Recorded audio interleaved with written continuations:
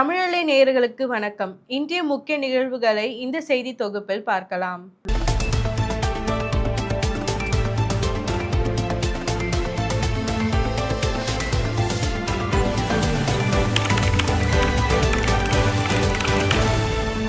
தமிழ்நாடு சட்டப்பேரவை தேர்தலில் போட்டியிடும் 4 முதல்வர் வேட்பாளர்களின் வேட்புமனுக்களும் ஏற்கப்பட்டுள்ளது. தமிழகத்தில் வரும் 23ஆம் தேதி சட்டமன்ற தேர்தல் நடைபெற உள்ள நிலையில் நேற்றுடன் வேட்புமனு தாக்கல் நிறைவடைந்தது. முதல்வர் வேட்பாளர்களாக எடப்பாடி தொகுதியில் எடப்பாடி பழனிசாமி, கொளத்தூரில் மு.க. ஸ்டாலின், பெரம்பூர் மற்றும் திருச்சி கிழக்கில் விஜய், காரைக்குடியில் சீமான் வேட்புமனு தாக்கல் செய்திருந்தனர். இந்த நிலையில் முதல்வர் வேட்பாளர்கள் 4 பேரின் வேட்புமனுக்களும் ஏற்கப்பட்டுள்ளதாக அறிவிக்கப்பட்டுள்ளது. தமிழக சட்டமன்ற தேர்தலுக்காக பெரம்பூர் மற்றும் திருச்சி கிழக்கு தொகுதியில் போட்டியிடும் த.வே.க. தலைவர் விஜய் வேட்புமனுக்கள் ஏற்கப்பட்டுள்ளது. அதன்படி முதன்முறையாக சட்டமன்ற தேர்தலில் போட்டியிடும் த.வே.க. தலைவர் விஜய் பெரம்பூர், திருச்சி கிழக்கு தொகுதியில் போட்டியிட வேட்புமனு தாக்கல் செய்திருந்த நிலையில் 2 தொகுதிகளிலும் விஜயின் வேட்புமனுக்கள் ஏற்கப்பட்டுள்ளது. அதேபோல் சாத்தூர் தொகுதியில் பாஜக மாநில தலைவர் நைனா நாகேந்திரன், மயிலாப்பூர் தொகுதியில் தமிழிசை சவுந்தரராஜன், சேப்பாக்கத்தில் உதயநிதி ஸ்டாலின் மற்றும் விருதுநகர் தொகுதியில் விஜய பிரபாகர் ஆகியோரின் வேட்புமனுக்களும் ஏற்கப்பட்டுள்ளன. காலில் விழுந்து ஆசி பெறுவது தமிழர்களின் பண்பாடு என உதயநிதியின் விமர்சனத்திற்கு எடப்பாடி பழனிசாமி பதிலடி கொடுத்துள்ளார். அதிமுக பொதுச் செயலாளர் எடப்பாடி பழனிசாமி 52 ஆண்டுகளாக அரசியல் வாழ்க்கையில் நான் யாரையும் தரைக்குறைவாக பேசியது இல்லை. என்னை தரைக்குறைவாக பேசினால் தொண்டர்கள் விடமாட்டார்கள் என்றார். இவை பண்பு உள்ளவர்களுக்கு தெரியும் என்று எடப்பாடி பழனிசாமி உதயநிதி ஸ்டாலினின் விமர்சனத்திற்கு பதிலடி கொடுத்துள்ளார். த.வே.க. தலைவர் விஜய் நெல்லையில் பிரச்சாரம் செய்வதற்கு காவல்துறை அனுமதி வழங்கியுள்ளது. திருநெல்வேலி, தென்காசி, தூத்துக்குடி மாவட்ட த.வே.க. வேட்பாளர்களை ஆதரித்து திருநெல்வேலியில் த.வே.க. தலைவர் விஜய் பிரச்சாரம் செய்ய திட்டமிடப்பட்டது. இந்த நிலையில் கே.டி.சி. நகர் பகுதியில் நாளை கட்டுப்பாடுகளுடன் பிரச்சாரம் செய்யவும், வாகனத்தில் இருந்தபடியே மக்களை சந்திக்கவும் காவல்துறையினர் அனுமதி வழங்கியுள்ளனர். மேலும் 5000 பேருக்கு மட்டுமே அனுமதி, குழந்தைகள், கர்ப்பிணிகளுக்கு அனுமதி கிடையாது உள்ளிட்ட நிபந்தனைகளை விதிக்கப்பட்டுள்ளதாக தகவல் வெளியாகியுள்ளது. தேர்தல் ஆணைய தகவல்படி 7000க்கும் மேற்பட்ட வேட்புமனுக்கள் தாக்கல் செய்யப்பட்டுள்ளதாக தகவல் வெளியாகியுள்ளது. தமிழக சட்டசபை தேர்தலுக்கான வேட்புமனு தாக்கல் நிறைவடைந்த நிலையில் தேர்தல் ஆணைய தகவல்படி 7000க்கும் மேற்பட்ட வேட்புமனுக்கள் தாக்கல் செய்யப்பட்டுள்ளதாக தெரிவிக்கப்பட்டுள்ளது. வரும் 9ஆம் தேதி வரை வேட்புமனுக்களை திரும்ப பெற அவகாசம் அளிக்கப்பட்டுள்ளது. அன்றைய தினம் இறுதி வேட்பாளர் பட்டியல் வெளியாகும் என குறிப்பிடத்தக்கது. சட்டமன்ற தேர்தலை ஒட்டி புதுச்சேரியில் அரசு மற்றும் தனியார் கல்லூரிகளுக்கு 3 நாட்கள் விடுமுறை அறிவிக்கப்பட்டுள்ளது.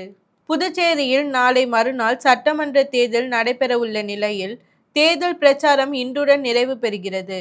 ஏற்கனவே புதுச்சேரியில் அரசு மற்றும் தனியார் பள்ளிகளுக்கு ஏப்ரல் 6 முதல் 10ஆம் தேதி வரை விடுமுறை என அறிவிக்கப்பட்டு இருந்தது. இந்த நிலையில் தற்போது நாளை முதல் 10ஆம் தேதி வரை அரசு மற்றும் தனியார் கல்லூரிகளுக்கு விடுமுறை அறிவிக்கப்பட்டுள்ளது. பள்ளி, கல்லூரிகள் பலவும் வாக்குச்சாவடிகளாக இருப்பதால் விடுமுறை அறிவிக்கப்பட்டுள்ளது குறிப்பிடத்தக்கது. தமிழக சட்டமன்ற தேர்தலை நடத்த ரூபாய் 1302 கோடி நிதி ஒதுக்கீடு செய்யப்பட்டுள்ளதாக தேர்தல் ஆணையர் அர்ச்சனா பட்நாயக் தெரிவித்துள்ளார். கடந்த 2021ஆம் ஆண்டு தேர்தலில் ரூபாய் 975 கோடியும், 2024ஆம் ஆண்டு மக்களவை தேர்தலில் ரூபாய் 1009 கோடி நிதி ஒதுக்கப்பட்டது குறிப்பிடத்தக்கது என்றும் தெரிவித்தார். மேலும் தேர்தல் பணிகளுக்காக ஏப்ரல் 13க்குள் துணை ராணுவ படையினர் தமிழகம் வருகிறார்கள் என்றும், 85 வயதுக்கும் மேற்பட்ட முதியவர்கள் தபால் வாக்களிக்க பதிவு செய்துள்ளனர் என்றும் தெரிவித்துள்ளார். 22 கேரட் ஆபரண தங்கத்தின் விலை இன்று அதிரடியாக ரூபாய் 140 குறைந்துள்ளது.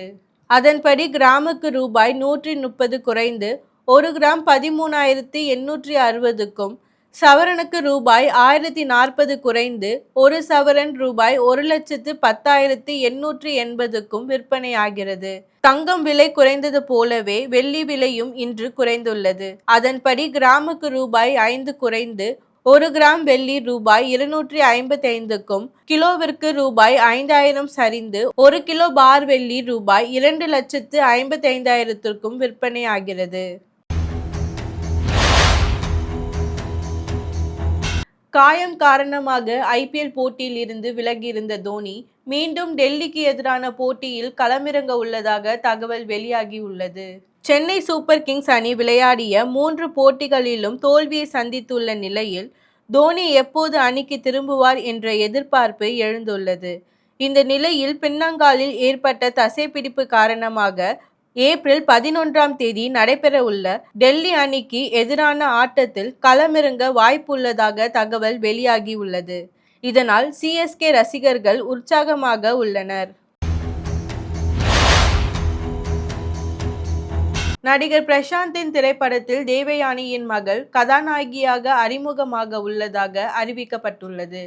தெலுங்கில் வெளியாகி மாபெரும் வெற்றி பெற்ற திரைப்படம் கோட் ஸ்டேட் வெர்சஸ் நோபடி. இந்த திரைப்படத்தை இயக்குனர் தியாகராஜன் தமிழில் ரீமேக் செய்துள்ளார். இந்த படத்தில் நடிகர் பிரசாந்த் வழக்கறிஞராக முக்கிய வேடத்தில் நடித்துள்ளார். ரஞ்சன் என பெயரிடப்பட்டுள்ள இந்த படத்தில் நடிகை தேவயானியின் மகள் பிரியங்கா கதாநாயகியாக அறிமுகமாகிறார்.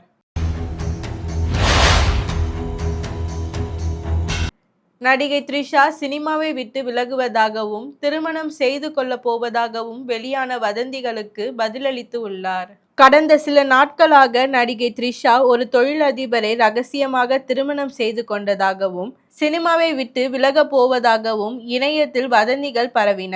இதற்கு தனது ஸ்டைலில் த்ரிஷா பதிலடி கொடுத்துள்ளார்.